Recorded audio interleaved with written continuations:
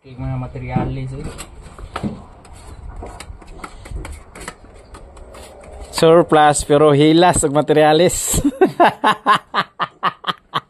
Ika ta magansi ani. Ha? Boss. Balag magansi ta basta kay di ta ingnon sa tag-iya nga ano. Baka tinipid sa pintura. Mayo lisod kay maotag kanang gamit materialis nya mayo atong pintor madihado biya puta dia no. Oh, di ba? Ato ning tambalan ning mga kuan. Tambalan ta ning mga sakit-sakit ani. Ay, karsyo pinis ba? Wala ka dia. Bana to puta. Tingnan nyo mga boss oh. Ay mo na request ato ang kuan. Kanang bigating pintor karon no. Nipon lang sa kalam. Oh, yun lang mga boss. Basta dito sa amin mga boss, hindi tinipid sa pintura. Materialis pa lang. Pang Hilux naman eh. Andan. Pang Hilux ang materialis. Ngay. Bida. Uwang, buriton ko ta. Hindi, siyempre, kan mga customer na to, patagaan, yun na binurit nga trabaho po. Bida. Materialis pa lang daan, oh. Na mga boss, oh. Body filler pa lang mga boss. The best na yan. Para di tama, ano. Simiipit sa mga customer natin mga boss.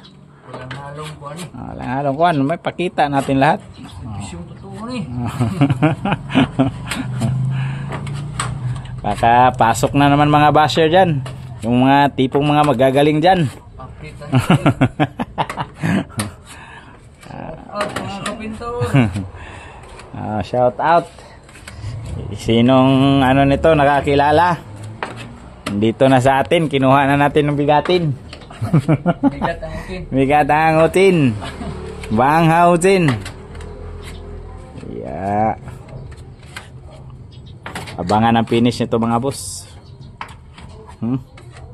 Hindi na tayo gagamit ng sticker ito ngayon. Check nyo na lang. Abangan ang finish nito ha. Basta. Baka pagkatapos nito, uulanin na tayo ng ano, mga commercial car.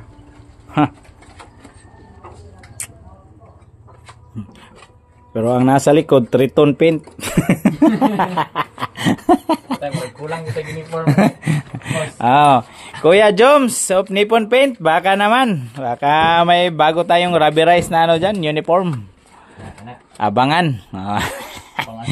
Oh, baka ano, makadaan ka dito sa atin papuntang Dipolog City.